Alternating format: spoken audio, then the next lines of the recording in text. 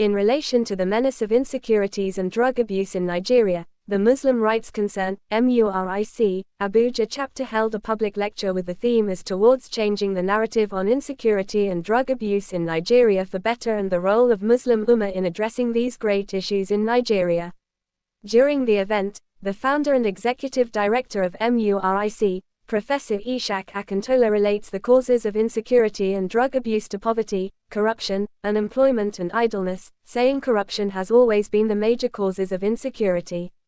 He also clarified that MURIC doesn't side any political party, be it APC or PDP. I have identified as causes of insecurity, causes of terrorism. I have identified poverty, corruption, unemployment, idleness, drugs, and that's where NDLEA comes in. Drugs and what I call articulated religiosity.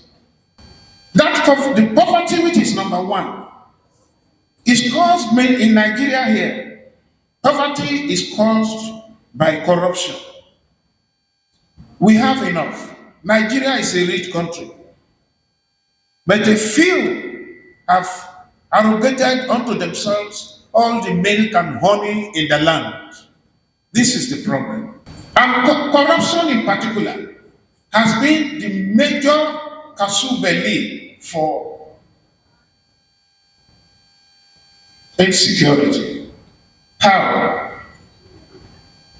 How has corruption aided insecurity? Gallant Nigerian soldiers will have eliminated the terrorists long ago.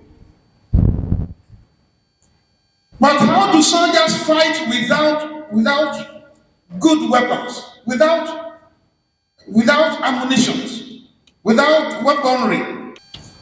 Now we are witnessing the fate of a particular political party. Muric is not a political group, and we do not side with any political party. Neither do we hate any political party. But the political party in power, which wasted that $2.1 billion, was a PDP. PDP shared that money among its own politicians, its supporters, its cost jesters, its cronies. The MURIC chairman of the Abuja chapter, Ustaz Yunus Salahuddin, stated that banditry, Boko Haram and kidnapping has created fears and instability in our dear nation and also affect drug abuse among our youth in the society. He further said the MURIC Abuja chapter will be going out to the 6 area councils of Abuja for enlightenment campaign on insecurity and drug abuse. As a problem identified should be a problem solved with strategic effort by a think tank among the Ummah. The challenge, insecurity, Boko Haram, and Islam insurgency, banditry and kidnappings have created fear and instability in our dear nation, Nigeria. Drug abuse. Substance abuse is rising, especially among youth, leading to health issues, crime, and broken families that make it easy for the deviant group to recruit innocent youth into their bad trade. As our modest effort after today's interactive session, inshallah, the Abuja chapter of Muric will be stepping down the enlightenment campaign on insecurity and drug abuse to the 6 area councils in Abuja, Amak, Uje, Wari, Wagwalada, Wali, and Abadi, as a pilot project in collaboration with various government agencies, e.g. the police, the military-civil relationship, the NDLEA, schools, mosques, churches, and faith-based organizations to reach a wider audience and also support the rehabilitation program for addicts. May Allah count us among those who show genuine concern not to keep watching or wondering about the deplorable situation without efforts, as Allah will not come down to change our situation until we persevere towards changing the narrative for better by our own self, supporting it with prayers. May Allah make it easy for us as we persevere for a better society. The Director of Media and Advocacy for NDLEA, Mr. Femi Babafemi stated that their agency shall not relent in their objectives of having a drug-free society and said if the government can shut down the drug pipeline and cancel out the drug demands and their suppliers, the issue of insecurity will be half solved. He also said through sermons, teaching and community outreach can let the message of insecurity and drug abuse reach out the populace. We shall not relent in our objective of having a drug-free Nigeria. We have the conviction that if we can shut the pipeline, shut down the drug pipeline, cancel out the drug supply equation, and mop up the catch of illicit substances in our territory, the insecurity problem would have been half solved. More importantly, our National Drug Control Master Plan, that is the NDCP, has been tweaked to focus on drugs from the perspective of public health and education issues. This way, we'll be able to provide a balanced solution through your sermons, teachings, and community outreach. Let the message ring out. Hard work and halal, that is illicit earnings, are the only path to true prosperity.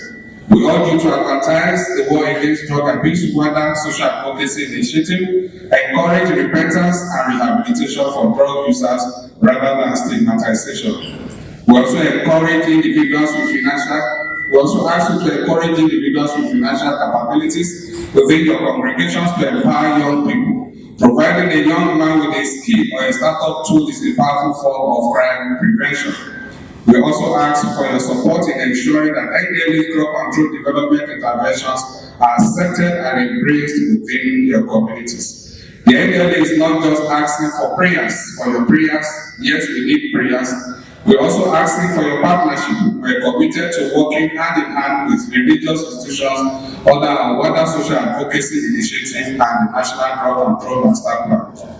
In conclusion, together we can build a coalition of faith for a drug-free Nigeria.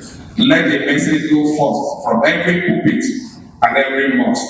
Drugs destroy lives, families, and the future of our youth.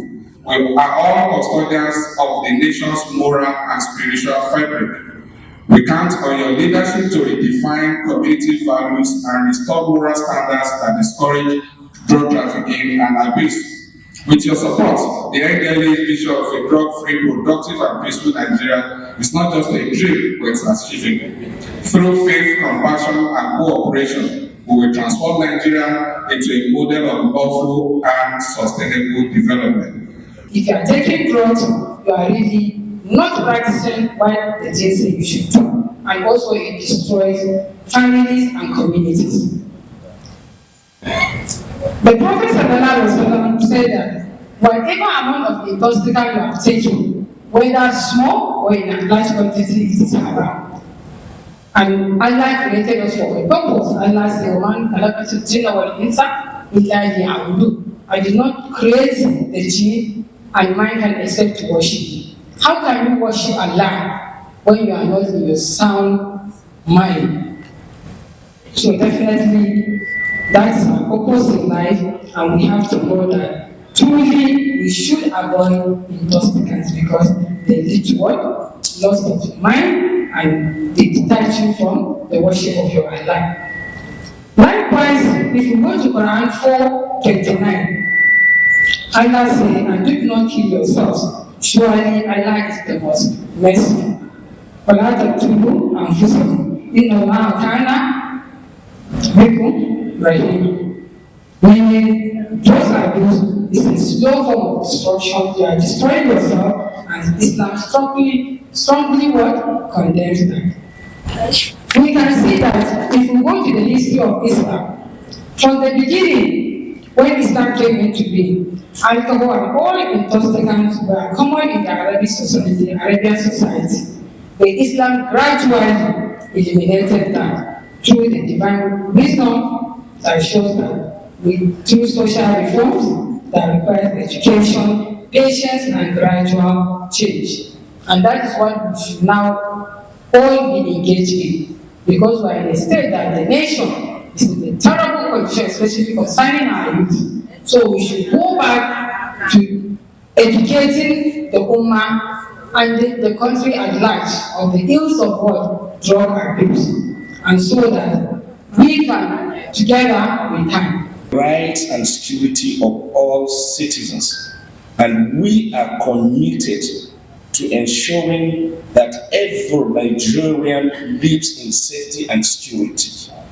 We recognize that the security challenges facing our nation are complex and multifaceted, and we are working tirelessly with other security agencies to address them.